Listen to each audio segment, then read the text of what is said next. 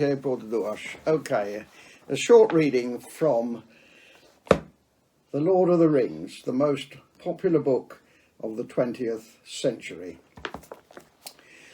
As soon as he set foot upon the far bank of the Silver Lode, a strange feeling had come upon him, and it deepened as he walked on into the Nath. It seemed to him that he had stepped over a bridge of time into a corner of the elder days, and was now walking in a world that was no more. In Rivendell there was a memory of ancient things. In Lothlórien, the ancient things still lived on in the waking world. On the land of Lothlórien no shadow lay.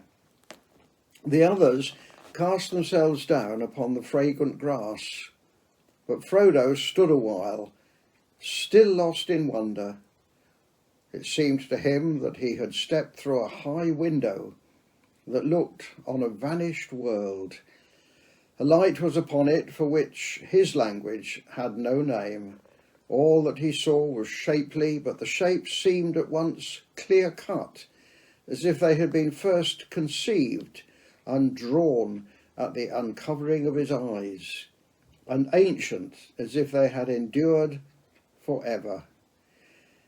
He saw no colour but those he knew, gold and white and blue and green, but they were fresh and poignant, as if he had at that moment first perceived them and made for them names new and wonderful. In winter, here no heart could mourn for summer or for spring. No blemish or sickness or deformity could be seen in anything that grew upon the earth. On the land of Lothlórien there was no stain. He turned and saw that Sam was now standing beside him, looking round with a puzzled expression, and rubbing his eyes as if he was not sure he was awake.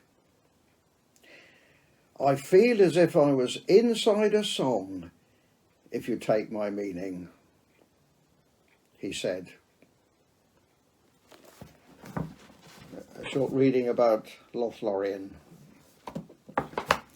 So now the description Tolkien gives of Lothlórien makes me think of the description the Bible gives of the renewed world in which God's people will live forever. Listen to this short reading and make the comparison in your own minds if you think it's appropriate. Revelation 21. Then I saw a new heaven and a new earth, for the first heaven and the first earth had passed away, and the sea was no more. And I saw the holy city, New Jerusalem, coming down out of heaven from God, prepared as a bride adorned for her husband. And I heard a great voice from the throne saying, "Behold, the dwelling of God is with men.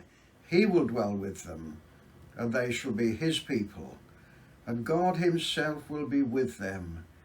He will wipe away every tear from their eyes, and death shall be no more. Neither shall there be mourning, nor crying, nor pain any more, for the former things have passed away." And he who sat upon the throne said, "Behold, I make all things new." Also he said, "Write this, for these words are trustworthy and true." And he said to me, "It is done. I am the Alpha and the Omega, the beginning and the end. To the thirsty I will give water without price from the fountain of the water of life.